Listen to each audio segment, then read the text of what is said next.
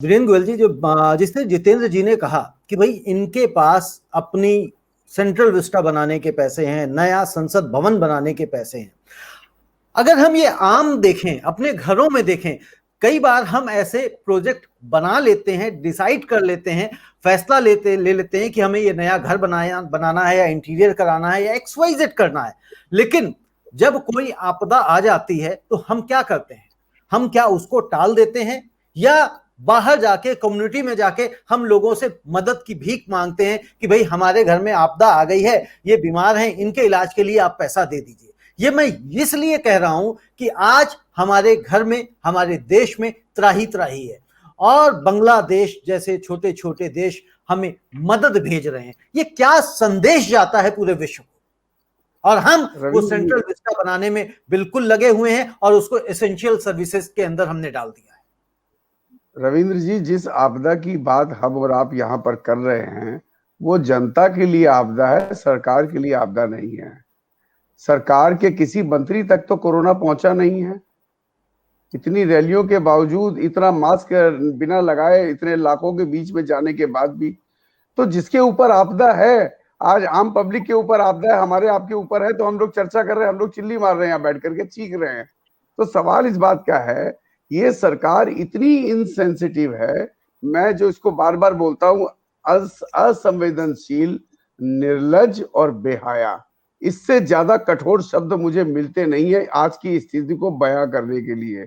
मैं जिस law and order की आप बात कर रहे थे रविंद्र जी, आपको बताता हूं, मैं ये आज रेड करके तो ये अपनी छवि ठीक करने की कोशिश कर रहे हैं। उत्तर प्रदेश की घटना बता रहा हूं मैं, 5-6 दिन पुरानी। जितने भी छोटे अस्पताल थे, जितने भी प्राइवेट नर्सिंग होम थे, जो सिलेंडर्स के ऊपर ऑक्सीजन, जिनके यहाँ प्लांट नहीं है, लिक्विड गैस के लिए प्लांट नहीं है, जो ऑक्सीजन सिलेंडर पे चल रहे थे, सरकारी पुलिस वाले आ करके जबरन सिलेंडर जब्त करके ले गए और पर्ची दे गए कि जब स्थिति ठीक होगी आपके सिलेंडर वापस कर दिए जाएंगे। इनके ऊपर मुकदमा कौन चलाएगा? इनके ऊपर एक्शन कौन लेगा? जो वहां पर मरीज, जो वहां पर इलाज करा रहे थे, जो उनके परिजनों का हाल हुआ है, उसकी जिम्मेदारी कौन फिक्स करेगा और किसके जिम्मेदारी होगी? है मैं आपके चैनल के माध्यम से ये सवाल रेज कर रहा हूं और मुझे इसका जवाब चाहिए। तो ये तो हाल है सरकारों का। दूसरी बात, जो सेंट्रल विस्टा की बात करी, मैं बड़ा हैरान था। हम लोग बहुत सारे व्हाट्सएप ग्रुप में हैं, मतलब आज भी जो पार्टी लाइन के फॉलोवर हैं, जो स्टॉन्च फॉलोवर हैं, वो इस तरह के तर्क देते हैं कि मोदी जी आप 18-18 घंटे काम क्यों करते हो? ये देश की जनता थैंकलेस है, आप क्यों इनके लिए मरते हो? आपका तो कोई आगे पीछे भी नहीं है। मैं सिवाय माथा पीटने के उसके अलावा मेरे पास कोई चारा नहीं है रविंद्र जी। मुझे तरस आता है इनकी बुद्धि पे। और उन्होंने एक ट्वीट किया जो हमारे मंत्री ने, केंद्रीय मंत्री हरदीप सिंह पुरी जी ने किया, कि मैं एक उनका एक क्लैरिफिकेटरी ट्वीट आया है सेंट्रल विस्टा के ऊपर कि अभी फेज में केवल हम 445 या ऐसे कुछ करोड़ का जिक्र किया है, क्योंकि ये बहुत फेजेस में बनना है। तो जो ये अफवाह फैलाई जा रही कि प्रधानमंत्री जी का घर बन रहा है, वो गलत है। अरे आप क्या देश के साथ मजाक कर रहे हो?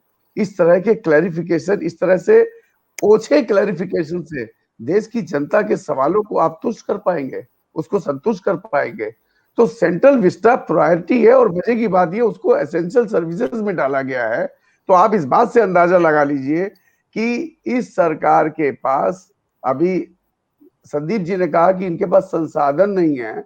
मैं एक बात कहता हूं, संसाधन तो कोई भी सरकार जितनी मर्जी फकीरों को पैदा कर लेगी, इनके पास काबिलियत ही नहीं है। इस आपदा का प्रबंधन इनका सोच का विषय ही नहीं है।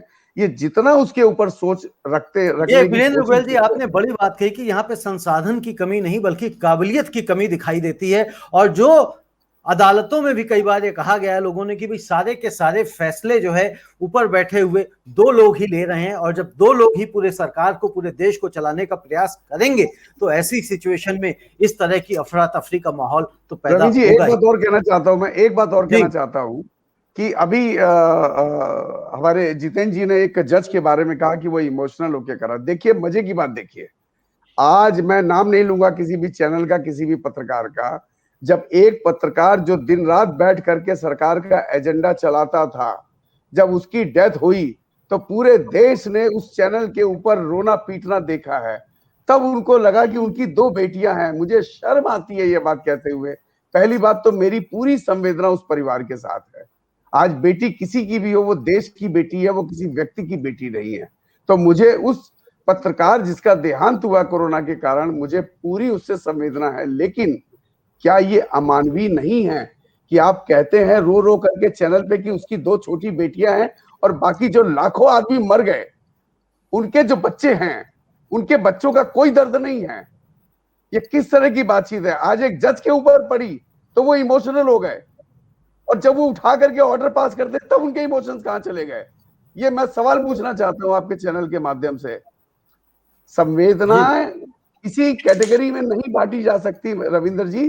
किसी के जाने की संवेदना वो समान होती है। आज जब पैर पे चोट पड़ती है तो ये बिलबिलाते हैं।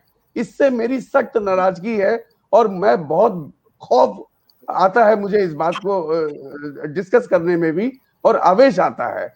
हमें संवेदनशील होना चाहिए। अभी भी मैंने आपके चैनल पे परसों भी कहा था कि अभी भी कुछ नहीं बिगड़ा है।